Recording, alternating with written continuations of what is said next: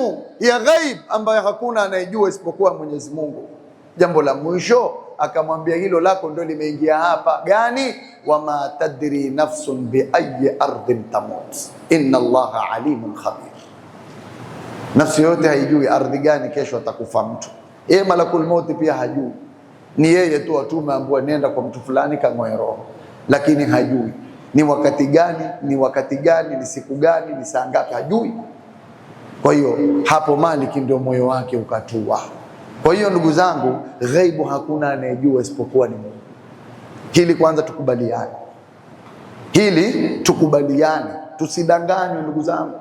Wewe utakuwa vile wakwenda kwa waganga wanakutabiria masala ya urongo tupu, urongo. Hakuna mtu anayejua ghaibu na kesho kutafanyika, ni urongo.